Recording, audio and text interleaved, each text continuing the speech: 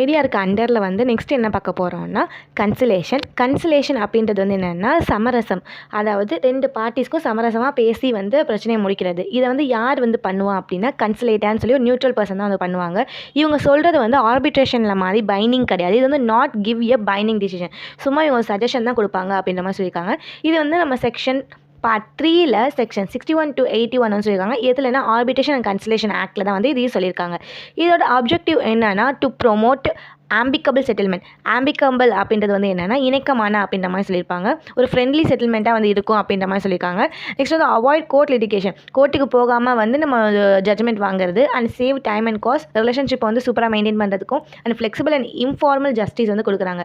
இதில் வந்து என்னென்ன சொல்லியிருக்காங்கன்னா பார்ட்டிஸ் வந்து வாலண்டியாக தான் வந்து இதில் ப்ராசஸ் பண்ணணும், அவங்க கன்சென்ட்டோடு தான் வந்து கன்சலேஷனுக்கு வரணும் அப்படின்ற மாதிரி சொல்லியிருப்பாங்க. இதில் வந்து பைண்டிங் டிசிஷன்ஸ் கிடையாது, நார்மலாக சஜஷன் அண்ட் ஹெல்ப் பண்ணுவாங்க. இது ரூல் அண்ட் அதோட ரோல் வந்து என்ன கன்சலேட்டரை வந்து 67 சொல்லிப்பாங்க செக்ஷன் என்னன்னா அந்த செட்டில்மெண்ட்ஸுக்கு வந்து guidance and suggestion and help மட்டும் தான் பண்ணணும் அப்படின்ற மாதிரி சொல்லியிருப்பாங்க. இது வந்து ஒரு ஆல் மேட்டருமே ப்ரைவேட்டாக வந்து கான்ஃபிடென்ஷியலாக வந்து வச்சுருப்பாங்க அப்படின்ற மாதிரி சொல்லியிருப்பாங்க. அக்ரிமெண்ட் செட்டில்மெண்ட் வந்து ஆர்பிட்ரல் ட்ரிபுனல் மூலமாக, அதாவது ஆர்பிட்ரல் அவார்டு மாதிரி தான் வந்து ஃபைனல் செட்டில்மெண்ட்டாக தான் இருக்கும் அப்படின்ற மாதிரி சொல்லியிருக்காங்க.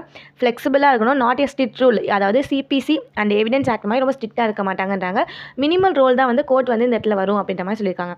எக்ஸாம்பிளோட பார்த்தா புரியும்னு நினைக்கிறேன். என்னென்னா 2 பார்ட்டிஸ்குள்ளே வந்து ஒரு டிஸ்ட்ரிபியூஷன் நடந்துச்சு, அதாவது பிஸ்னஸ் பார்ட்டிஸ்குள்ளே டிஸ்ட்ரிபியூஷன் நடந்துச்சுன்னா அவங்க ஃபஸ்ட்டு கன்சலேட்டரை வந்து அப்பாயிண்ட் பண்ணுவாங்க. அவங்க வந்து சஜஷன் கொடுப்பாங்க, என்னென்ன மாதிரி சொல்யூஷன்ஸ் வந்து இருக்குன்னு சொல்லி சஜஷன் கொடுப்பாங்க. போத் பார்ட்டி அக்ரி பண்ணி அந்த சஜஷன் ஓகேவா இருந்தால் அக்ரி பண்ணி அவங்க சைன் பண்ணதுக்கு அப்புறம் தான் வந்து இது valid and binding in tribunal, அதாவது ஆர்பிட்ரல் அவார்டு மூலமாக வந்து இது வந்து அவங்க சைன் பண்ணியிருக்கணும், அந்த அக்ரி பண்ணியிருக்கணும் 2 பார்ட்டியுமே. அப்படி இருந்தால் மட்டும் தான் பைண்டிங் அப்படின்றாங்க. என்ன கேஸில் பார்ப்போம்னா Haresh Dayaram Thakur with state of Maharashtra. இந்த கேஸ் என்ன சொல்லுவாங்கன்னா கோர்ட் ஹெல்ட் செட்டில்மெண்ட் வந்து achieve in main in conciliation. Conciliator வந்து இது மெயின் ரோலாக இருக்காங்க, செட்டில்மெண்ட்டை அச்சீவ் பண்ணுறது தான் வந்து இதோட மெயின் ரோலாக வந்து இருக்கும் அப்படின்ற மாதிரி சொல்லியிருப்பாங்க. Next Salem advocate bar association union of India.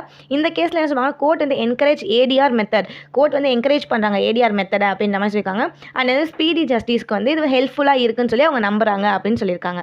So இதுதான் கன்சலேஷன். இதோட ஒரு ஓவர் வியூ தான் இது. ஃபஸ்ட்டு கன்சலேஷன் என்னென்னா நமக்கு தோன்றது நம்ம எழுதுறது, அதாவது நியூட்ரல் பர்சன்ஸ் இருப்பாங்க. இது வந்து ஃபுல்லாகவே ஒரு சஜஷனாக தான் இருக்கும், பைண்டிங் கிடையாது அப்படின்றது தான் கன்சலேஷன்னா அப்படின்னாங்க.